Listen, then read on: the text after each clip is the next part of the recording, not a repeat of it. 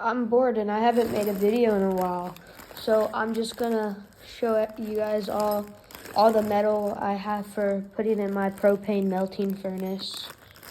So I got, that's a CU for copper. And this is brass. And this is tin. This is tin, no, this is brass coated tin. So I'm gonna start with the copper. Hold on.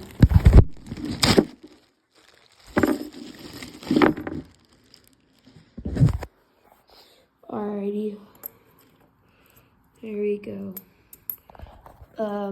I have, let me grab it all. Hold on, here's all the copper. This is aluminum. I'm gonna do this in my next aluminum melt, so I'll set that to the side. This is copper wire. It's just gonna have it's just gonna make some slag, and if you don't know what slag is, it's like ash, dust, and impurities. It all floats to the top. This is copper coated steel. This is a little pipe. This is a little bit of copper, well, a lot of copper I spilled. That is zinc oxide. So if you heat up zinc too much, zinc will turn to like this. It's weird. It's like hard. It's hard white powder. And then this is copper. It came from a little air blower thingy. And then this also came from that. This is from the wire, and this was from the inside of the motor. This was the thing that like spinned in the motor, I think. And this is just a little bit of copper I found just randomly. This is aluminum coated copper. This is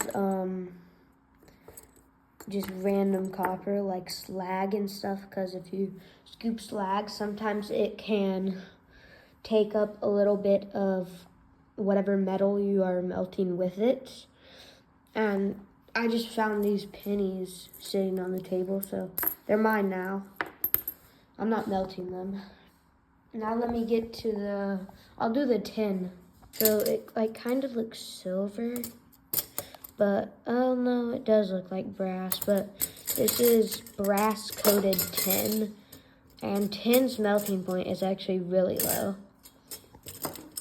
But brass melting point, tin is a lot lower than brass is melting point.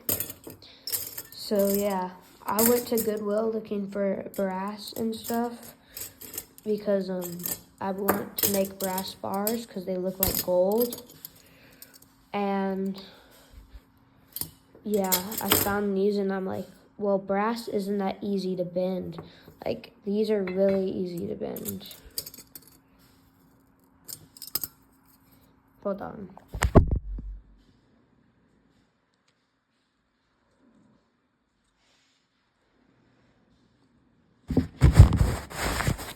I just bent that little thing in. On normal brass, you wouldn't be able to do that. So yeah, and now we'll just get to the actual brass. Here's all the brass. I do not know why my light's on. Hold on, let me turn off my light. There we go, I turned it off.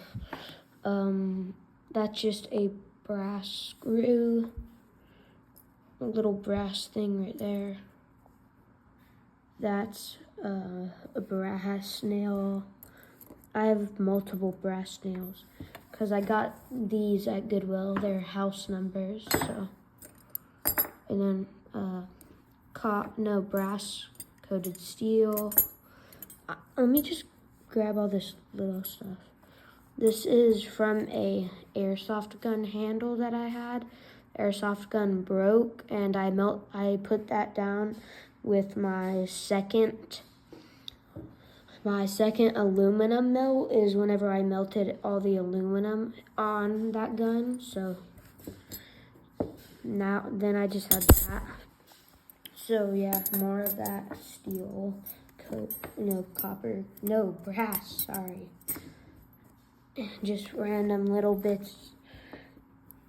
These are from a pair of shorts. It's little brass ends for shorts for the little ties.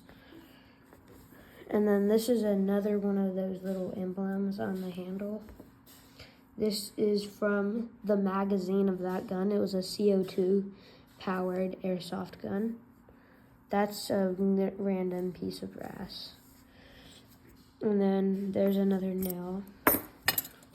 A broken 5 house number. There's another 5 right there. A 0 and a 3. I have this. Hold on, let me dump this out. This little heart thing's made out of brass. I got it from Goodwill for 99 cents. I'm like 99.99% sure that's steel. I just haven't taken it off yet. It just requires one little screw. But yeah, I'll melt that down. I'll set that right there. It's a little lock puzzle thing. This is the key. The key has no use, so yeah. And what you do is you have it like this, and then you turn it, and then you can open it with your fingers. So yeah, that's brass. More of this brass coated steel. Another one of those nails. And the biggest thing we have. It is a brass planter that I smashed down with a hammer to make it to crucible size so I could fit it in my big crucible. And then someday I'll just melt all of this down and I'll turn it into bars. Let me go show you guys examples of what I'll turn it into.